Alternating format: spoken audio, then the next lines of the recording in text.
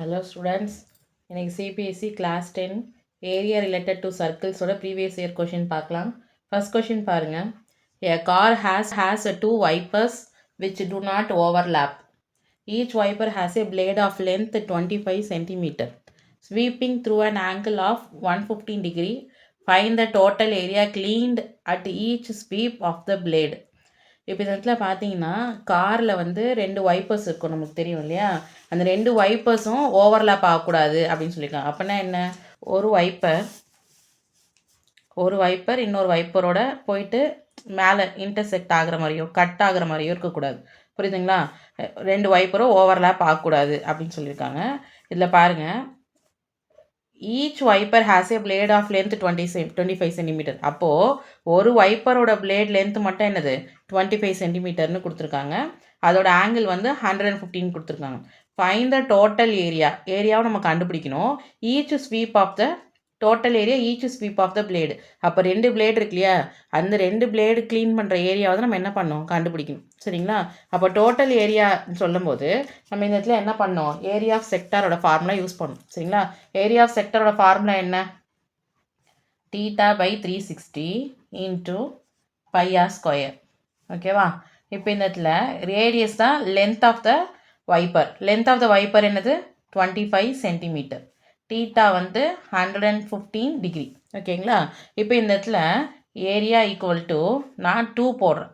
ஏன் இங்கே 2 போடுறோம் அப்படின்னா நமக்கு என்ன இருக்குது, 2 வைப்பர் இருக்குது. நம்ம தனித்தனியாக கண்டுபிடிச்சி ஆட் பண்ணணும்னு அவசியம் கிடையாது. காரணம் என்னென்னா ரெண்டுத்தோட ஆங்கிளும் 115 தான். ஒவ்வொரு வைப்பரும் அந்த க்ளீன் பண்ணுற ஆங்கிள் வந்து 115. அதோட ரேடியஸ் என்னது 25 சென்டிமீட்டர். அப்போ நம்ம தனித்தனியாக கண்டுபிடிக்க தேவையில்லை. நம்ம கண்டுபிடிக்கிறது என்ன பண்ணலாம், 2ஆல் மல்டிப்ளை பண்ணாலும் நமக்கு டோட்டல் ஏரியா கிடச்சிடும். புரியுதுங்களா? அப்போது 2 தீட்டாவோட வேல்யூ என்ன, 115/360. பைக்கு பதிலாக 22/7. ஆரோட வேல்யூ 25. ஸ்கொயருங்கிறதுனால 2 டைம் போட்டிருக்கேன். ஓகேவா? இப்போ இதை நம்ம கேன்சல் பண்ணி காட்டுறேன். 5 டேப்பில் கேன்சல் பண்ணலாம். 5 டேப்பில் கேன்சல் பண்ணால் 23 டைம். 5 டேபிளில் 72 டைம். 2வையும் 72வும் 2 டேபிளில் கேன்சல் பண்ணுறேன். திருப்பி 2 டேபிளில் 7 டைம் 18. கேன்சல் பண்ண பிறகு இருக்கிற வேல்யூ நியூமரேட்டரில் 23 × 11 × 25 × 25 டிவைடட் பை 18 × 7. நியூமரேட்டர் எல்லாம் மல்டிப்ளை பண்ணிங்க அப்படின்னா 1,58,125 வருது. டினாமினேட்டரில் 126. ஓகேங்களா? இப்போ இதை டிவைட் பண்ணோன்னா நம்மளுக்கு கிடைக்கிற வேல்யூ 1254.96. நம்மளுக்கு இங்கே லென்த்து சென்டிமீட்டரில் கொடுத்துருக்கிறதுனால நம்ம ஏரியா என்ன பண்ணணும், சென்டிமீட்டர் ஸ்கொயரில் போடணும். ஓகே, செகண்ட் கொஷின் பார்க்கலாம். The minute hand of a clock is 10 cm long. Find the area of the face of the clock described by the minute hand between 9 AM to 9:35 AMனு கொடுத்துருக்காங்க. இங்கே நமக்கு வந்து மினிட்ஸை வந்து டைமிங்காக கொடுத்துருக்காங்க. 9லேருந்து 9:35க்குள்ளே அப்படின்னா நம்மளுக்கு மொத்தம் எத்தனை மினிட்ஸ் இருக்குது, 35 மினிட்ஸ். ஓகேவா? நம்மளுக்கு தெரியும் 1 மினிட்டுங்கிறது எத்தனை டிகிரி ஃபஸ்ட்டு எப்படி சொல்லுவோம் நம்ம, இல்லை டோட்டலாக 60 மினிட்ஸுக்கு வந்து 360 டிகிரி. அப்போ 1 மினிட்டுக்கு 360/60 6 degree.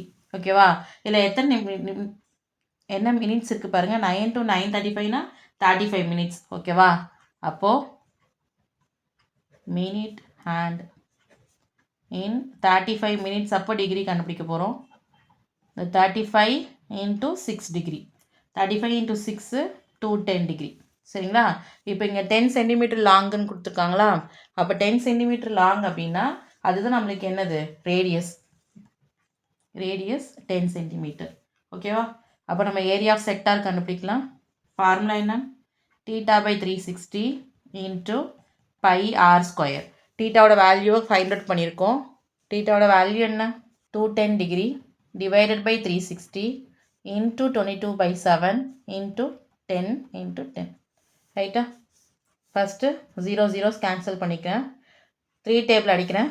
3 7s are 21, 3 12s are 36. இது ரெண்டையும் 2 டேபிளில் கேன்சல் பண்ணலாம். 2 6s are 12, 2 11s are 22. ஓகேவா? இப்போ இந்த இடத்துல நான் 10s அப்படியே வச்சுக்கிட்டேன்.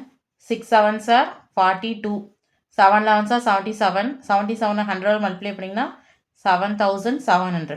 ஓகேவா? சரி, ஓகே. இது நான் திருப்பி 7 டேபிளில் கேன்சல் பண்ணேன் அப்படின்னா 1100 டிவைடட் பை 6. 1100 6ஆல் டிவைட் பண்ணிங்க அப்படின்னா 183.3. ஏரியாங்கிறதுனால நம்ம என்ன பண்ணோம், ஸ்கொயர் யூனிட். லென்த் வந்து சென்டிமீட்டரில் கொடுத்துருந்தாலும் ஆன்சர் என்ன பண்ணோம், சென்டிமீட்டர் ஸ்கொயர். அப்போ ஆன்சர் என்ன students, 183.3 centimetre square. Third question பார்க்கலாம். An umbrella has 8 ribs which are equally spaced. Assuming umbrella has a flat circle of radius 45 cm. Find the area between two consecutive ribs of the umbrella. இந்த இடத்துல 8 ribs இருக்குதுன்னு சொல்லியிருக்காங்க. அந்த 8 ரிப்ஸும் equal space விட்டுருக்கு அப்படின்னு சொல்லியிருக்காங்க. சரிங்களா? அதே மாதிரி இப்போ அந்த அம்ப்ரலாவை ஃப்ளாட் சர்க்கிளாக பாருங்கள் அப்படின்னு சொல்லிட்டாங்க. அப்போ ஃப்ளாட் சர்க்கிளில் இருக்க ரேடியஸோட லென்த் தான் என்னது 45 சென்டிமீட்டர்னு கொடுத்துருக்காங்க. நம்ம எதோட ஏரியா கண்டுபிடிக்க சொல்லியிருக்காங்க, 2 கான்சிக்யூட்டிவ் ரிப்ஸுக்கு உள்ளே இருக்க ஏரியாவை மட்டும்தான். அப்போ நம்ம என்ன பண்ணோம், ஆங்கிள் ஆஃப் த செக்டார் கண்டுபிடிச்சா போதும். சரிங்களா? இப்போ இதில் பார்த்தீங்கன்னா டீட்டா இருக்காது, நம்மளுக்கு என்ன தான் இருக்குது, ரேடியஸோட வேல்யூ 45 சென்டிமீட்டர் மட்டும்தான் இருக்குது. நம்ம டீட்டா எப்படி ஃபைண்ட் அவுட் பண்ணோம் அப்படின்னா, angle made by 2 consecutive ribs. 2 consecutive ribஸுக்கு நடுவில் இருக்க ஆங்கிள் ஃபைண்ட் அவுட் பண்ணோம் அப்படின்னா டோட்டல் டிகிரி என்ன, 360 டிகிரி. சரிங்களா? ஒரு சர்க்கிள் அப்படின்னா நீங்கள் டோட்டலாக எவ்வளோ டிகிரி, 360 டிகிரி. 8 ரிப்ஸ்ன்னு சொன்னதுனால நம்ம என்ன பண்ணுறோம், இதை 8ஆல் டிவைட் பண்ணுறோம். 360-ஐ 8ஆல் டிவைட் பண்ணிங்க அப்படின்னா என்ன கிடைக்குது, 45 டிகிரி.